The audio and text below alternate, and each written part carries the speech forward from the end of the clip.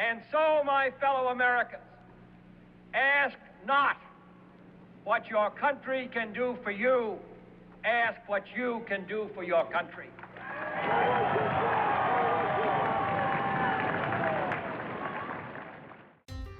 For nearly 50 episodes, we've walked together through some of the darkest corners of American civic life. We've examined movements that have blurred the line between church and state, ideologies that have sought to shape our beliefs, and networks that have tried to influence the very soul of our republic. And every time, we've turned to the same foundation, the Constitution of the United States, and the First Amendment that protects the freedom of conscience. But after exposing threats, tracing influence, and sounding alarms, something has become very clear to me in my research. America isn't just being torn apart from the top down. It's also falling apart from the bottom up. While the nation argues about geopolitics, prophecy, and culture war theatrics, entire American communities are running out of water. And while we debate ideology, neighborhoods crumble. And while we fight online, our town squares sit empty. And while we chase the national outrage, local problems grow quietly into some national crisis. And so, it's time for a shift.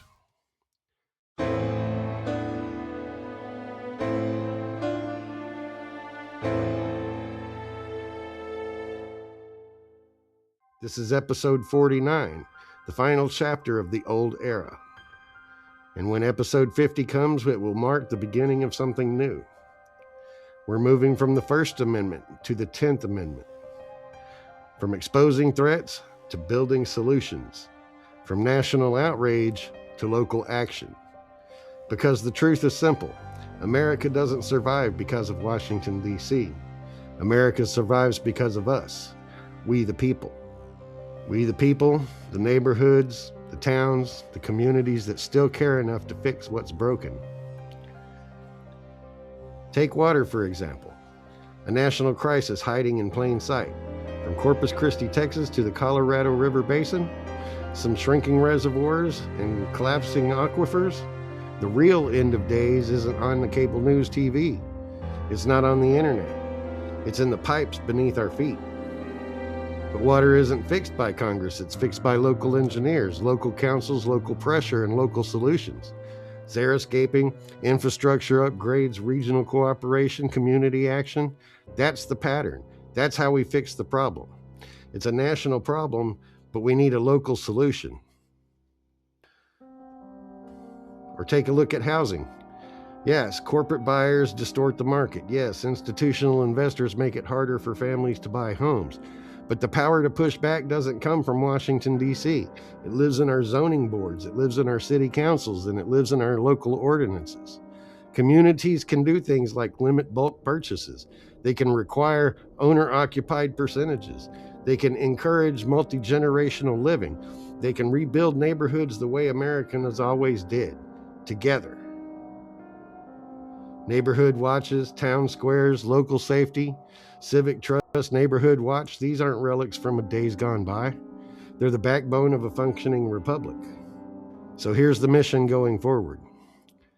Uncle Sam Saves America will no longer be a show about what's tearing the country apart. This will be a show about how Americans can put it back together. We'll still expose the forces shaping our world, but that's only the first part of it. The most important part will be the solutions on how we can take a national crisis and solve it locally. Local solutions, constitutional solutions, American solutions. Now, if you've always followed this channel because you love the Constitution, stay with us.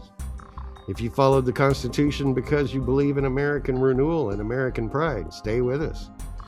If you followed because you believe in American family values and you want something more than outrage, stay with us.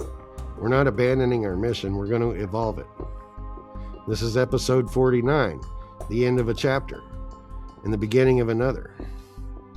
We're going to take a couple of weeks off to let the YouTube algorithm cool, let it settle down so that we can take a new focus with this. Episode 50 will launch the new era of Uncle Sam Saves America, where national problems meet local solutions, where the Constitution comes alive, where ordinary Americans rediscover the power that we've always had. Stay tuned, hit the like and subscribe, and prepare for the return, because the next chapter isn't about what threatens America. It's about how we, the people, save ourselves. I'm looking forward to it. As always, thanks for listening. In the long history of the world, only a few generations have been granted the role of defending freedom in its hour of maximum danger. I do not shrink from this responsibility. I welcome it.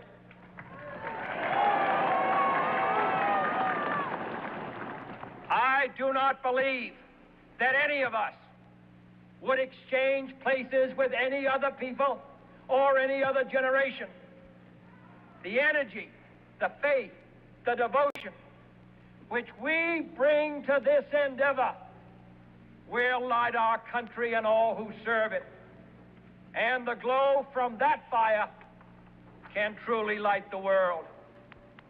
And so, my fellow Americans, ask not what your country can do for you, ask what you can do for your country.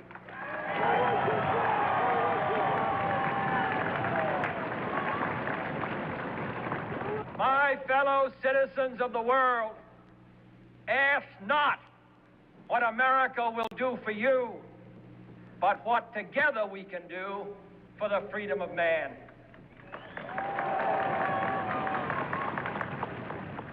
Finally, whether you are citizens of America or citizens of the world, ask of us here the same high standards of strength and sacrifice which we ask of you. With a good conscience, our only sure reward, with history the final judge of our deeds, let us go forth to lead the land we love, asking his blessing and his help, but knowing that here on earth, God's work must truly be our own.